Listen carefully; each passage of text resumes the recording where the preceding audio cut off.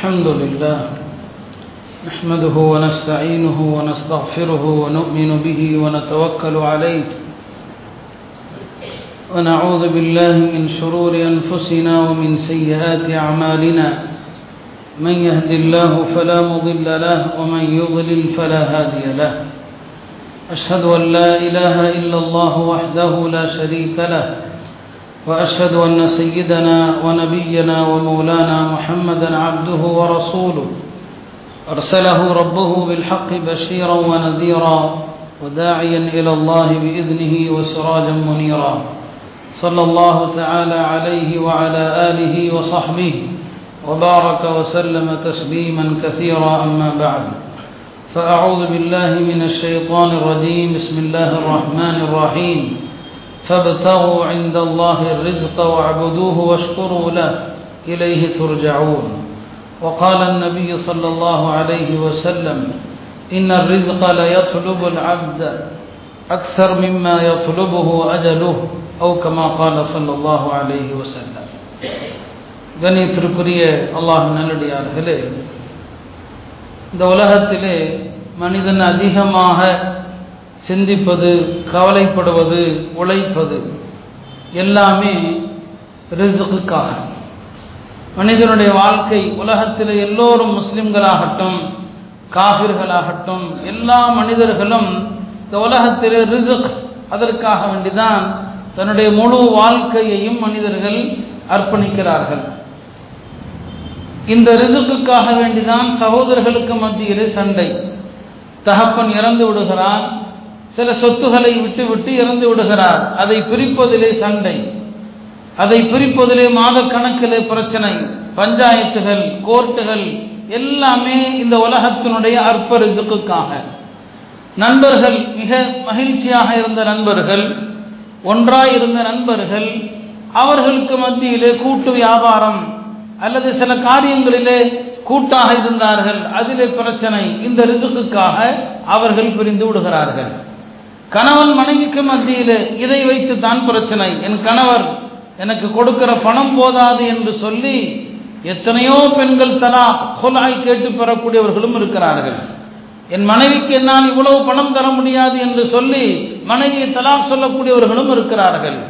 உலக நீதிமன்றங்களை பாருங்கள், பெரும்பாலான நீதிமன்றங்கள் அங்கே குற்றம் சாட்டப்பட்டவர்கள், குற்றம் செய்தவர்கள் எல்லாமே இந்த ரிஸ்குக்காக, எல்லாமே இந்த ரிஸ்குக்காக, கொலைகளும் கொள்ளைகளும் எல்லாம் இந்த ரிஸ்குக்காகத்தான் நடக்கிறது. திருக்குர்ஆனுடைய ஒலியிலே, ஹதீஸுடைய ஒலியிலே ரிஸ்க் என்றால் என்ன, ஒரு முஸ்லிம் அவருடைய பார்வையிலே ரிஸ்க் எப்படி இருக்க வேண்டும், ரிஸ்க் என்பதற்கான விளக்கம் என்ன, இதை பற்றி குர்ஆன் என்ன சொல்கிறது, ஹதீஸும் வரலாறும் என்ன சொல்கிறது என்பதை நாம் சற்று யோசிக்க கடமைப்பட்டிருக்கிறோம். ஏனென்றால் இன்றைய முஸ்லிம்களாகிய நாமும் எல்லா சதாவும் இந்த ரிஸ்குடைய தேடல், அதிலே ஹலால் ஹராம் என்கிற பாகுபாடு இல்லாத ஒரு நிலைக்கு நாமும் தள்ளப்பட்ட காரணத்தினாலே இதை பற்றி நாம் சற்று யோசிக்க கடமைப்பட்டிருக்கிறோம். அருமையானவர்களே, முதலில் ரிஸ்க் என்று சொன்னால் வெறும் பணத்திற்கு பெயர் அல்ல. ரிஸ்க் என்று சொன்னால் வசதியான வாழ்க்கைக்கு மட்டும் பெயர் அல்ல. ரிஸ்க் என்று சொன்னால் பங்களா காருக்கு மாத்திரம் பெயர் அல்ல. இதை நாம் முதலில் புரிந்து கொள்ள வேண்டும். ரிஸ்க் என்று சொன்னால் அல்லாஹ் நமக்கு தந்திருக்கிற எல்லா நியாமத்துகளும் ரிஸ்க் தான். அல்லாஹ் நமக்கு எத்தனை உபகாரம் செய்திருக்கிறானோ எல்லா உபகாரங்களும் ரிஸ்க். இதை ஞாபகத்தில் வைக்கணும். நாம் நினைக்கிறோம் அல்லாஹ் அவருக்கு கொடுத்திருக்கிறான், எனக்கு எதுவும் தரல. அல்லாஹ் நமக்கு தந்திருக்கிற உறுப்புகள் இருக்கிறது, இது எல்லாமே ரிஸ்க் தான். இப்ராஹிம் இப்னு அதஹம் அவர்களிடத்தில் ஒரு மனிதர் வந்து சொன்னார், இந்த பொருளாதாரம் ரொம்ப எனக்கு நெருக்கடியாக இருக்குது. இன்னைக்கு ஹஜரத்மார்களை பார்த்தா நம்ம என்ன சொல்றோம், ஹஜரத் வியாபாரம் சரியில்லை, துவா செய்யுங்க, எல்லாரும் இதான் நம்ம சொல்றோம். அல்லாஹ்வுடைய நியாமத்துகளுக்கு நன்றி செலுத்த யாருமே சொல்றதில்லை. யாராவது வந்து ஹஜரத் அல்லாஹ் எனக்கு நிறைய நியாமத்தை கொடுத்துருக்கிறான், நான் எப்படி நன்றி செலுத்தணும்னு ஒரு வழியை சொல்லுங்க, அப்படி யாராவது ஹஜரத் மாத்த கேட்டிருப்பான்னு யோசிச்சு பாருங்க. அல்லாஹ் எனக்கு ஆரோக்கியத்தை கொடுத்துருக்கிறான், இன்னும் அல்லாஹ்வுக்கு எப்படி நன்றி செய்யட்டும்னு யாராவது கேட்டிருப்போமா? எல்லாரும் எதை பற்றி கேட்போம், எனக்கு வியாபாரம் சரியில்லை ஹஜரத், என்ன செய்யட்டும்? இப்ராஹிம் அதஹம் இடத்துல ஒருத்தர் வந்து கேட்கிறாரு, ஹஜரத் துன்யா ரொம்ப நெருக்கடியா இருக்குது, ஏதாவது வழி சொல்லுங்கன்னு சொல்லி. இப்ராஹிம் அதஹம் கேட்டாங்களா, அல்லாஹ் உனக்கு பார்க்குற 2 கண்ணை கொடுத்துருக்கான் இல்லையாப்பா, இந்த 2 கண்ணையும் யாராவது 2 லட்சம் தீனாருக்கு விற்கும்படி கேட்டா நீ அதை கொடுத்துருவியான்னு கேட்டான். 2 லட்சம் தீனார், இன்றைய மதிப்புல பல கோடி. 2 லட்சம் தீனாருக்கு 2 கண்ணையும் கொடுத்துருன்னு யாராவது கேட்டா நீ கொடுப்பியான்னு கேட்டான். அது எப்படி ஹஜ்ரத் கொடுக்க முடியும்? அப்படியானால் உன்னுடைய 2 கண்களுடைய மதிப்பு 2 லட்சம் தீனார்னு சொன்னா நீ 2 லட்சம் தீனாருக்கு உரிமையாளன். அப்படி இருக்கும்போது இந்த உலகத்துல ஒண்ணுமே இல்லைன்னு எப்படிப்பா சொல்ற? 2 லட்சம் தீனார் உன் கையில இருக்குது, நீ உலகம் ஒண்ணுமே இல்லைன்னு எப்படி சொல்றேன்னு கேட்டான். இது அந்த காலத்துல அவங்க அப்படி சொன்னாங்க. இன்னைக்கு நாம இதை விளக்கவே தேவையில்லை. ஒரு கிட்னிக்கு எத்தனை லட்சம் நமக்கு தெரியும். உடலுடைய உறுப்புகள் இன்றைக்கு வியாபாரம் நடக்குது. அவர் சொன்ன காலத்துல உறுப்புகளுடைய வியாபாரம் இல்லாத காலம். இன்னைக்கு உடல் உறுப்புகளுக்கும் வியாபாரம் நடக்குது. இன்னைக்கு உலமாக்கள் ஃபிக்ஹுடைய கூட்டங்கள், ஆய்வு கூட்டங்களை நடத்தி உடல் உறுப்பை விற்கலாமா என்றெல்லாம் ஆராய்ச்சி நடக்குது. கிட்னியை விற்கலாமா, கண்ணை விற்கலாமா, இந்த ஆராய்ச்சிகள் நடக்குது. அப்போ ஒவ்வொரு உறுப்புக்குமான விலை என்ன? நம்ம நாட்டில் எத்தனையோ சம்பவங்களை நீங்க பார்க்கலாம். சில பேர் வெளிநாட்டில் நடக்கிற கிரிக்கெட்டை பார்க்கறதுக்காக தான் கிட்னியை வித்துட்டு போனவன்லாம் இருக்கிறான். அங்க போய் கிரிக்கெட் பார்க்கணுங்கிறதுக்காக உடல் உறுப்புகள் பல லட்சங்களுக்கு விற்கப்படுது. அப்படியானால் இந்த ஒவ்வொரு உறுப்புக்கும் விலை போட்டீங்கன்னு சொன்னா அல்லாஹ்வுடைய ரிஸ்க் எவ்வளவு ரிஸ்க் உங்கள்கிட்ட இருக்குது. ஆனா நாம சொல்லிட்டு இருக்கிறோம் நெருக்கடியான வாழ்க்கை, பொருளாதார பற்றாக்குறை, வியாபாரம் இல்லை, இதுதான் எல்லாருமே சொல்றோம். ஆனா அல்லாஹ்வுடைய எத்தனையோ ரிஸ்கை நாம அனுபவித்துக் கொண்டிருக்கிறோம். அருமையானவர்கள், ரிஸ்குடைய அருமை என்ன என்பது நமக்கு இதுவரைக்கும் தெரியல. அப்போ ரிஸ்க் என்றால் முதல்ல தெரிந்து கொள்ளணும், அல்லாஹ் நமக்கு தந்திருக்கிற அத்தனை நியாமத்துகளுக்கும் பெயர் தான் ரிஸ்க். இங்க இன்னொன்றையும் நீங்கள் தெரிந்து கொள்ள வேண்டும். சில நேரங்கள்ல நாம விரும்பியதை அல்லாஹ் தராம இருக்கிறான் பாருங்க, அதுக்கு பேரும் ரிஸ்க் தான். நீங்க அல்லாஹ்ட்ட பணத்தை கேட்டீங்க, அல்லாஹ் தரல. அல்லாஹ்ட்ட வேற ஏதாவது விருப்பமான பொருளை கேட்டீங்க, அல்லாஹ் அதை தரல. நீங்க விரும்பியதை அல்லாஹ் தரலைன்னு சொன்னா ஒரு வகையில அதுவும் ரிஸ்க் தான். அது எப்படி ரிஸ்க் ஆகும்? உலமாக்கள் சொன்னாங்க, நீங்கள் அல்லாஹ்விடம் எதை விரும்பி கேட்டீர்களோ அதை உங்களுக்கு அல்லாஹ் தராத போது அதை நான் பொருந்திக் கொள்றேன், அல்லாஹ் எனக்கு தரலையா அதை நான் பொருந்திக் கொள்கிறேன் என்று நீங்கள் பொருந்திக் கொண்டால் அதற்கு பதிலாக அல்லாஹ் உங்களுக்கு தருகிற சவாப், அல்லாஹ் அதற்கு பதிலாக தரக்கூடிய நன்மை, அதுவும் ரிஸ்க் தான். சொல்லுவாங்க உலமாக்கள், ரிஸ்க் 2 வகை இருக்குது. ஒன்று நிலையான ரிஸ்க், அழியாத ரிஸ்க். இன்னொன்று அழியக்கூடிய ரிஸ்க். அழியக்கூடிய ரிஸ்க்குங்கிறது இந்த உலகத்தினுடைய செல்வங்கள், காசு, பணம், வசதி, இதெல்லாம் அழியக்கூடிய ரிஸ்க். நம்ம அதை மட்டும் ரிஸ்க்குன்னு நினைக்கிறோம். அழியாத ரிஸ்க்கும் இருக்கிறது. தொழுகை, அதன் மூலமாக கிடைக்கிற நன்மை அழியாத ரிஸ்க். நோன்பு வைக்கிறோம், அதன் மூலம் கிடைக்கக்கூடிய சவாபு இருக்கிறதே, அது அழியாத ரிஸ்க். அப்ப நாம செய்யக்கூடிய நன்மைகள் இருக்கிறது, இது எல்லாமே ரிஸ்க் தான். இந்த ரிஸ்க் தான் அல்லாஹ் திருமறையில சொல்வான், வலல் ஆகிரத்து கைருல் லக மினல் ஊலா. இந்த உலகத்தினுடைய ரிஸ்கை விட ஆகிரத்துடைய ரிஸ்க் தான் சிறந்தது. அருமையானவர்களே, மார்க்கத்தினுடைய பார்வையில் ரிஸ்க் என்பது இந்த உலகம் சார்ந்த விஷயங்களுக்கும் சொல்லப்படும், மறுமை சார்ந்த விஷயங்களுக்கும் சொல்லப்படும். நாம அனுபவிக்கிற எல்லா நியமத்துகளும் ரிஸ்க் தான். அப்படியானால் இந்த ரிஸ்கை நாம எப்படி தேட வேண்டும்? மார்க்கம் அது குறித்து நமக்கு என்ன சொல்லி தருகிறது? ஒன்றை புரிந்து கொள்ள வேண்டும், நமக்கு நிர்ணயிக்கப்பட்ட எல்லாமே இந்த உலகம், வானம், பூமி எல்லாத்தையும் படைக்கிறதுக்கு 50,000 வருஷத்துக்கு முன்னால அல்லாஹ் எழுதிட்டான். ஹதீஸ்ல வருது, அல்லாஹ் தஆலா கதபல் மகாதீர், கதபல் மகாதீர், விதி எல்லாத்தையும் அல்லாஹ் எழுதி முடிச்சிட்டான்.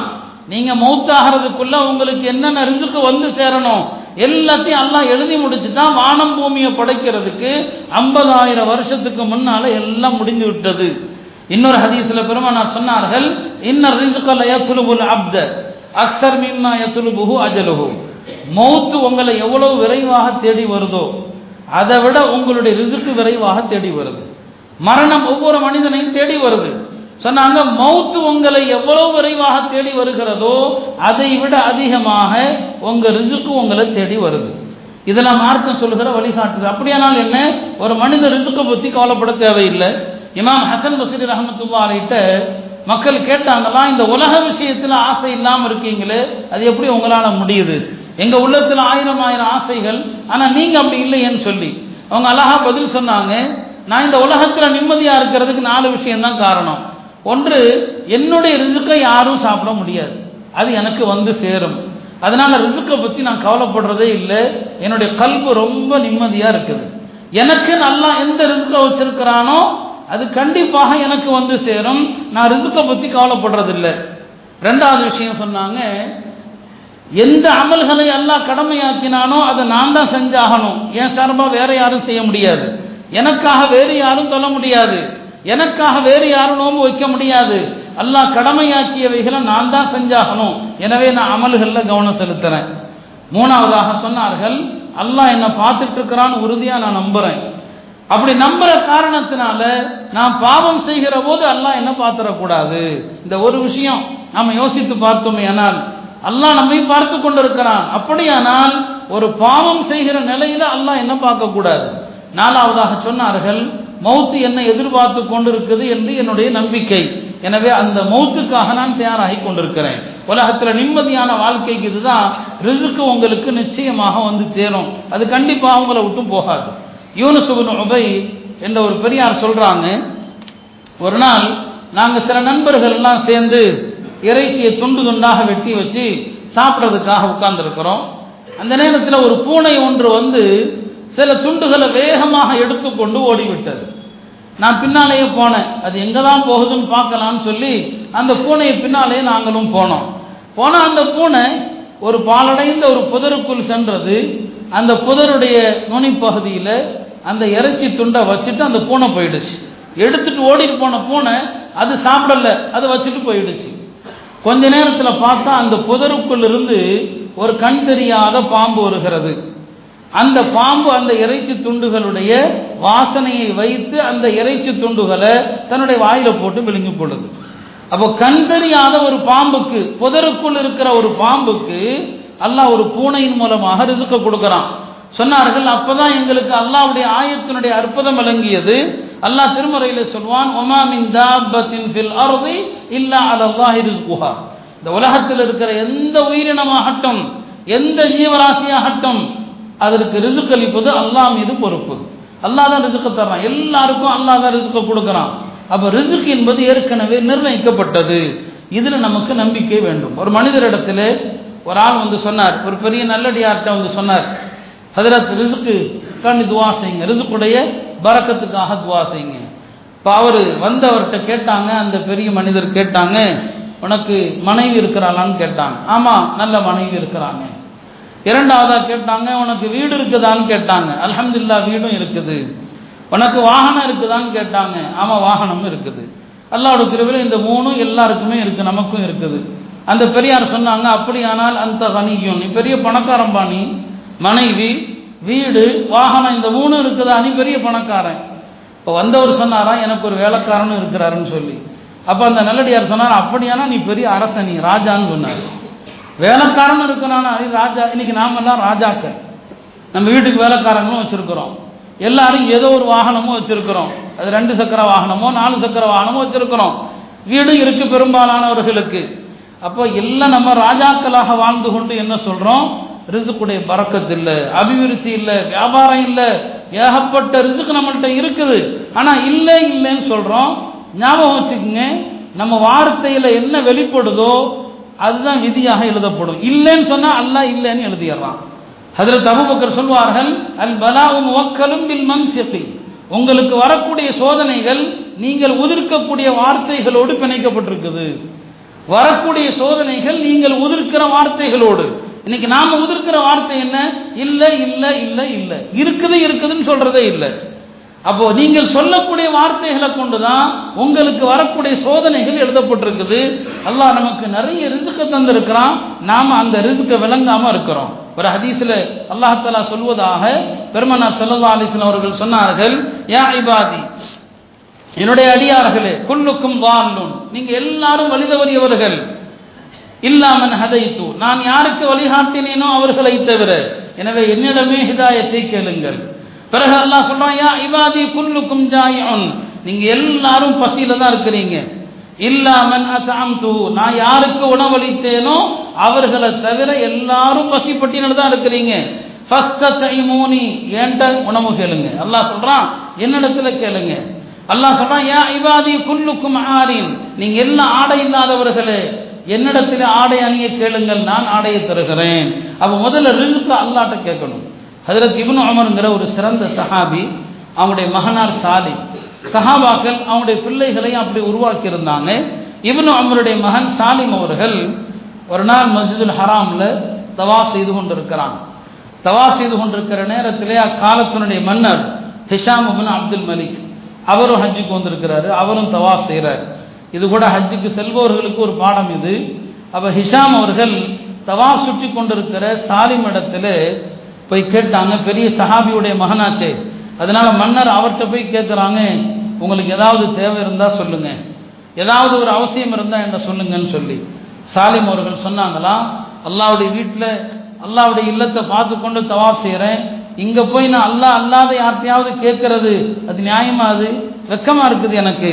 அல்லாவுடைய வீட்டில் இருந்து கொண்டு அல்லாதவற்றை நான் எப்படி கேட்க முடியும்னு பதில் சொல்லிட்டாங்க. மன்னரால் ஒன்றுமே பேச முடியல. அல்லாவுடைய வீட்டில் அவனை தவிர நான் யார்கிட்டையும் கேட்க போறதில்லை. இப்போ அல்லாவுடைய வீட்டில் இருக்கிறவங்க, காபால இருக்கிறவங்க யார்கிட்ட எந்த உதவியும் தேடக்கூடாதுங்கிறத சொன்னாங்க. சரி, தவாஃபெல்லாம் செஞ்சு முடிச்சுட்டார். இப்போ வெளியே வந்துட்டார். மன்னரும் வெளியே வர்றார். மன்னர் கேட்குறாங்க, சரி அல்லாவுடைய வீட்டில் இருக்கும்போது யார்கிட்டையும் கேட்க மாட்டேன்னு சொன்னீங்க, இப்போ வெளியே வந்துட்டோம், இப்போ சொல்லுங்க உங்களுக்கு என்ன தேவை, நான் நிறைவேற்றுறேன்னு சொல்லி. சாலிம் கேட்டாங்களாம், என்னுடைய எந்த தேவையை உங்களால் நிறைவேற்ற முடியும், உலக தேவையா அல்லது மறுமை தேவையான்னு கேட்டாங்களாம். மன்னர் சொன்னாராம், ஏன் கிண்டல் அடிக்கிறீங்க, மறுமை தேவை என்னால் எப்படி நிறைவேற்ற முடியும், இந்த உலகத்தினுடைய தேவையை தான் கேட்குறேன், உலக தேவை ஏதாவது இருந்தால் சொல்லுங்க, நான் நிறைவேற்றி கொடுக்குறேன்னு சொல்லி. அதுக்கு சாலிம் சொன்னாங்க, இந்த உலகத்தினுடைய தேவைகளை இதற்கு உண்மையான உரிமையாளன் யாரோ அவன்கிட்டே நான் கேட்கறது இல்லை. நீங்க இந்த உலகத்துக்கு உரிமையாளர் அல்ல, நான் எதுக்காக உங்கள்கிட்ட கேட்கணும்? இந்த உலகத்தினுடைய தேவைகளை இந்த உலகத்துக்கு சொந்தக்காரனாகி அல்லாட்டையே நான் கேட்கறது இல்லை, நான் எதுக்காக உங்கள்கிட்ட கேட்க போறேன்? இந்த உலகத்தை பற்றிய பார்வை நம்முடைய முன்னோர்கள் முஸ்லிம்களுக்கு அப்படி இருந்தது. அல்லாஹ்வுடைய வாழ்க்கையில ரிஸ்க் அபிவிருத்தியாக கொடுத்தான். எல்லாமே தனக்கு இருக்குதுன்னு நினைச்சாங்க, எதுவுமே இல்லைன்னு நினைக்கல. இதான் அவங்களுக்கும் நமக்கும் உள்ள வித்தியாசம். நாம எல்லாமே இல்லை என்பதாகவே நினைக்கிறோம். அருமையானவர்களே, ரிஸ்க் நமக்கு அல்லாஹ் மிக தாராளமாக நமக்கு தந்திருக்கிறான். இந்த ரிஸ்க் அடைவதற்கு நாம என்ன செய்யணும்? அழகான முறையில் ரிஸ்கை தேட வேண்டும். பெருமானார் ஸல்லல்லாஹு அலைஹி வஸல்லம் சொன்னாங்க, ஜிப்ரீல் என்னும் வந்தார்கள், வந்து என்னுடைய உள்ளத்திலே இந்த செய்தியை போட்டு விட்டு சென்றார்கள். ஜிப்ரீல் அலைஹிஸ்ஸலாம் என்னிடத்துல வந்து என்னுடைய உள்ளத்துல இந்த செய்தியை போட்டாங்க. என்ன செய்தி சொன்னார்கள் ஜிப்ரீல் அலைஹிஸ்ஸலாம்? இன்ன நஃப்ஸன், எந்த ஒரு ஆன்மாவும், லன் தமூத், அந்த ஆன்மா மரணிக்க போவதில்லை, ஹத்தா தஸ்தக்மில ரிஸ்கஹா, அதற்கு அல்லாஹ் எவ்வளவு ரிஸ்க் நிர்ணயித்தானோ அந்த ரிஸ்கை அனுபவிக்காமல் அது மூத்தா போக போறது கிடையாது. சொல்லிவிட்டு சொன்னார்கள், உங்களுக்கான ரிஸ்க்கு உங்களை வந்தே தீரும், ஃபஅஜ்மிலு ஃபித்தலப், ரிஸ்கை அழகான முறையில் தேடுங்கள், ரிஸ்கை அழகான முறையில் ஹலாலான முறையில் தேடுங்கள் சொன்னாங்க. அருமையானவர்களே, ரிஸ்க்கு நிச்சயமா வரும். நம்ம கேள்விப்படுறோம், நிறைய வட்டி சார்ந்த விஷயங்களை பல முறை பயான்களில் சொல்லி இருக்கிறோம். ஓரளவுக்கு மக்கள் வட்டியை விட்டாங்க, தௌபா செஞ்சாங்க. இன்றைக்கு ஹலாலான வியாபாரங்கள், அதில் நிறைய நெருக்கடிகள், பல பிரச்சனைகள், திரும்பவும் பலரும் என்ன செய்யறாங்க, பழைய வட்டியை நோக்கி படையெடுக்கிறாங்க. இதுல எல்லாம் இப்ப பொழைக்க முடியாது. எனவே மறுபடியும் வட்டி கடைக்கே போயிடுவோம், மறுபடியும் அங்கேயே போயிடலாம், மாமூல் தொழிலுக்கே போயிடலாம், இந்த பாஷையிலே சொல்றதா இருந்தா அந்த மாமூலுக்கே திரும்பிடலாம். இதெல்லாம் இப்ப அடிக்கடி நாம கேள்விப்படக்கூடிய விஷயமா இருக்குது.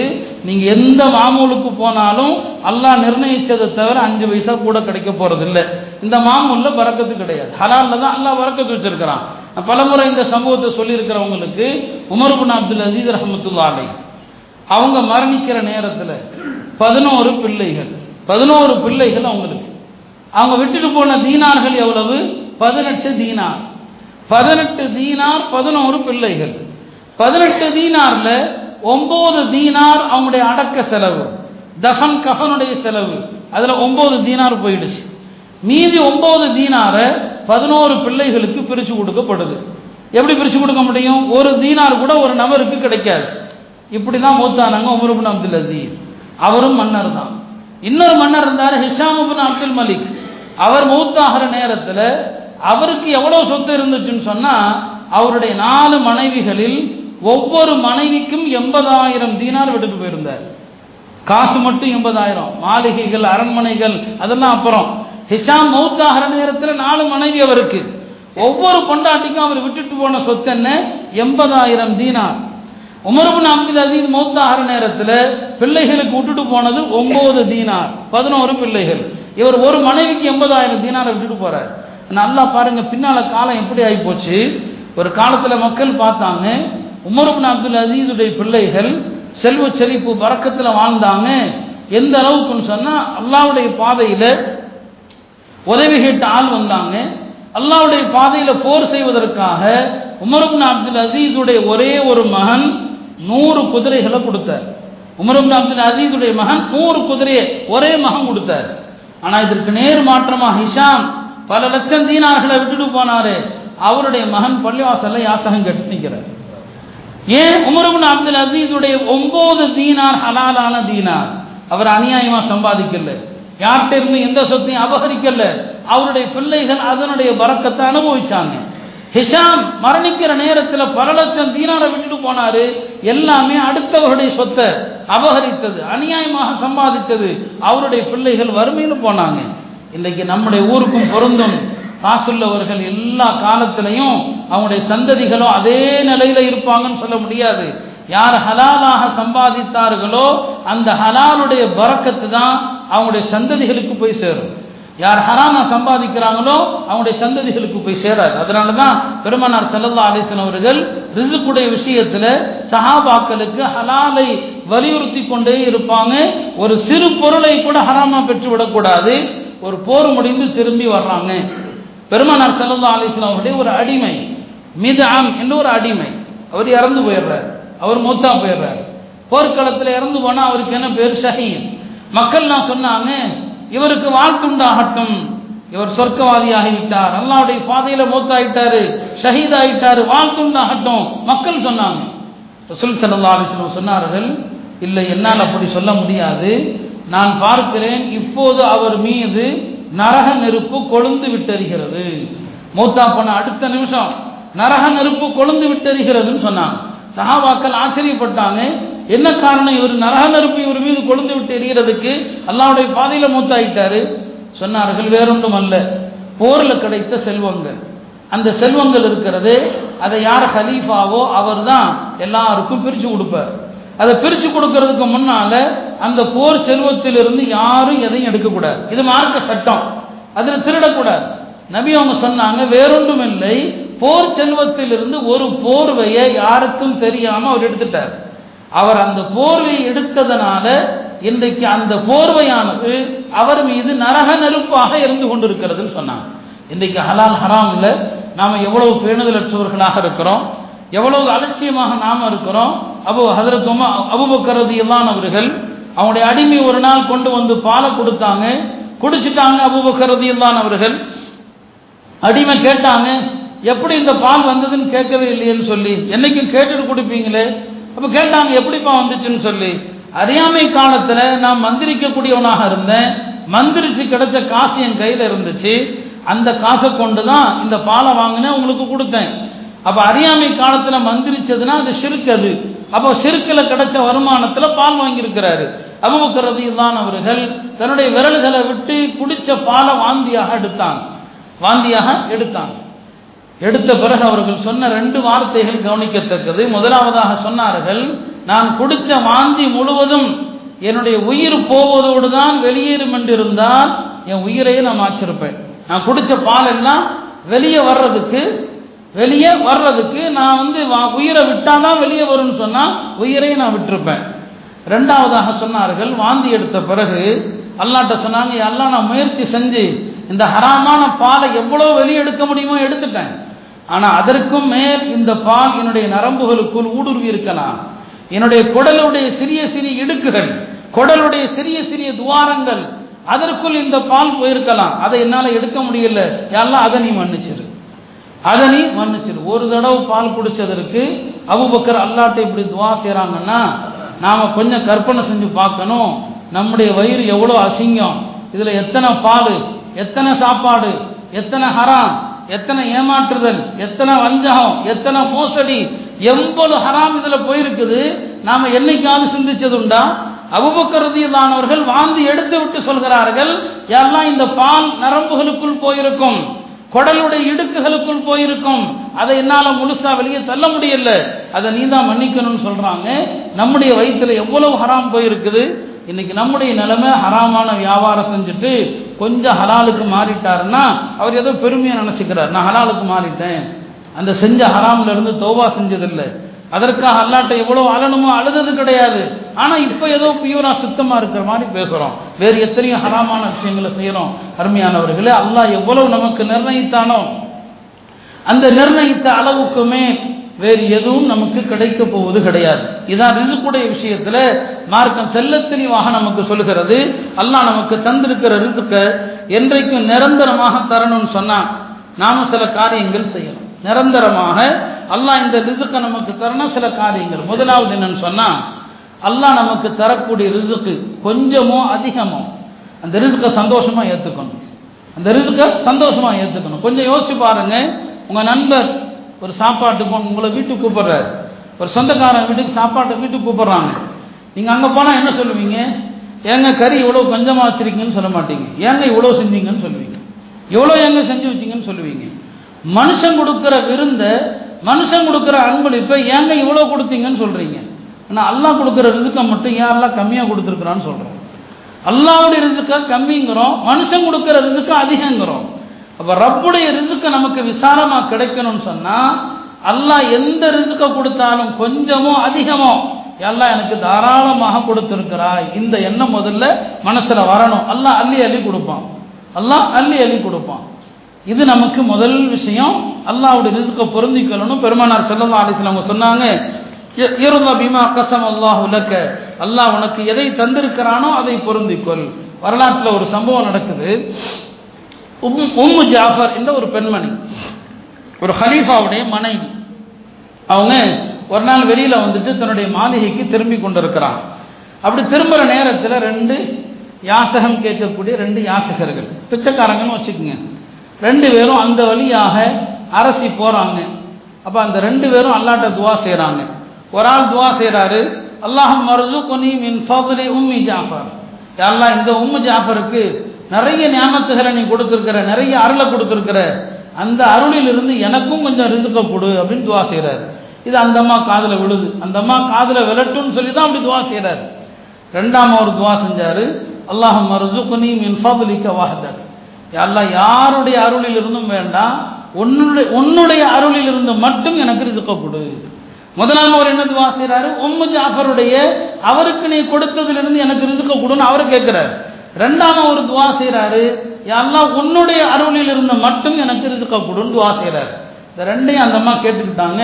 தன்னுடைய அரண்மனைக்கு சென்ற பிறகு தன்னுடைய அடிமை பெண்ணை கூப்பிடுறான்.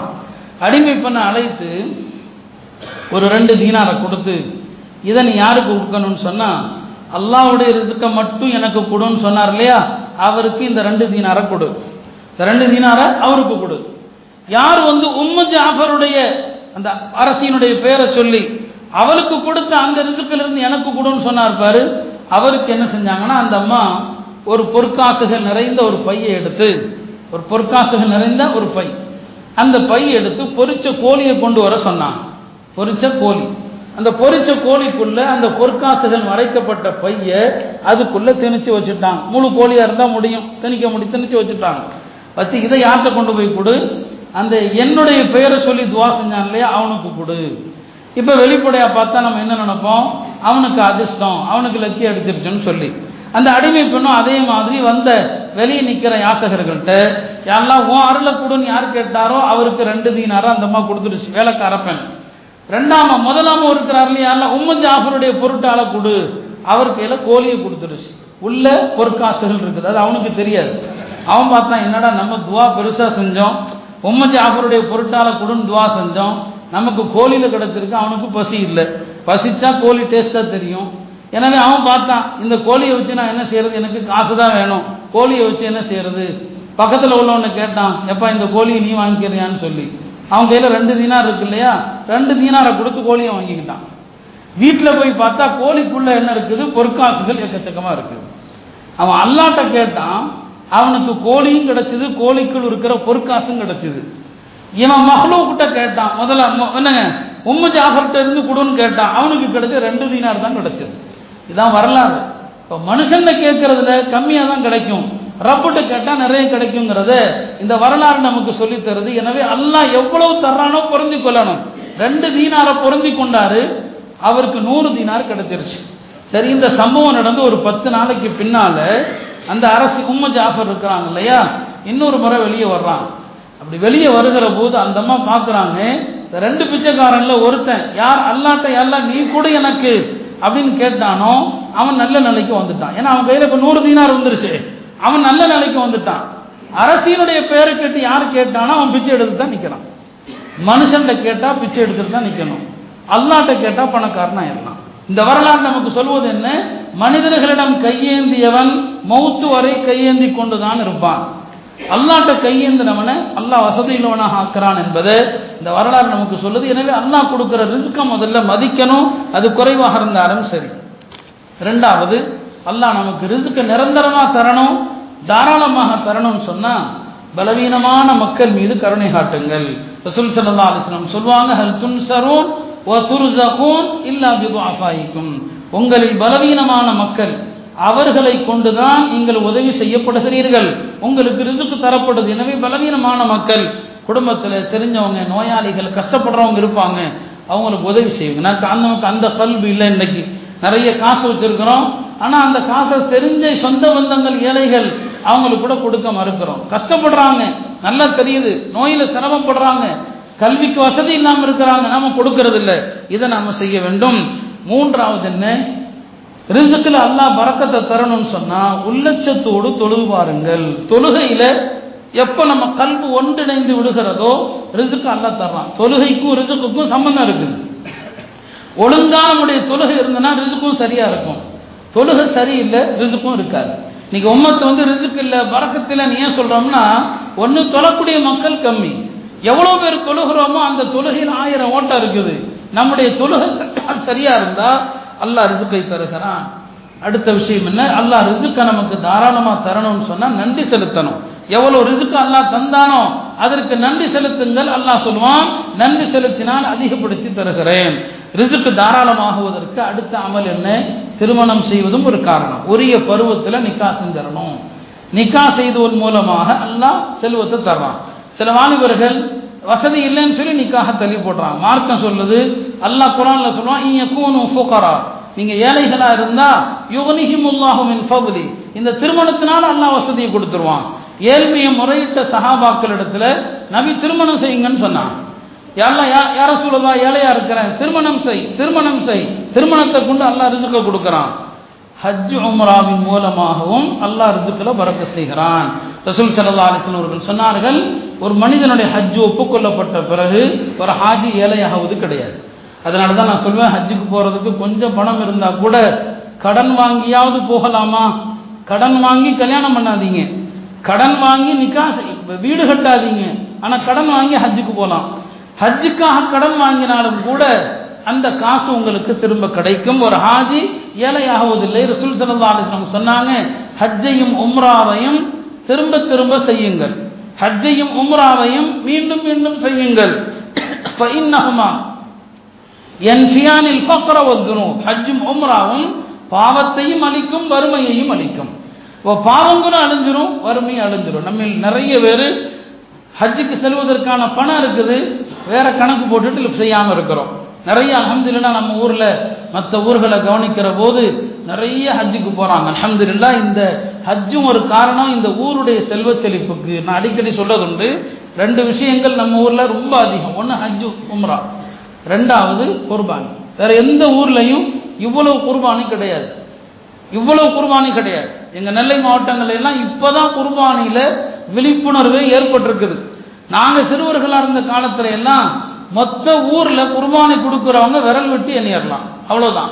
ஆனா இங்க நான் பார்த்த ஆரம்ப காலங்கள்ல குர்பானி கொடுக்காத வீடே கிடையாது. இது ஒரு நல்ல விஷயம். அப்ப ஹஜ் உம்ரா குர்பானி இது போன்ற அமல்கள் இருக்கிறது, இதுவும் ரிஸ்க்குக்கான காரணங்களில் ஒன்று. ஆக இப்படி சில நல்ல அமல்கள் இருக்கிறது. இவைகளை கொண்டு அல்லாஹ் தந்திருக்கிற ரிஸ்கை நிரந்தரமாக்க முடியும், அந்த ரிஸ்குனுடைய பரக்கத்தை பெற்றுக்கொள்ள முடியும். எல்லாம் அல்லாஹ் நமக்கு அளித்திருக்கிற இந்த ரிஸ்கை என்றென்றும் நிரந்தரமாக பரக்கத்தாக தந்து மௌத் வரை ஹலாலான ரிஸ்கை நசீவாக்குவானாக, ஹராமான ரிஸ்கிலிருந்து பாதுகாப்பானாக. வாஹிரு தாவானா அல்ஹம்துலில்லாஹி ரப்பில் ஆலமீன்.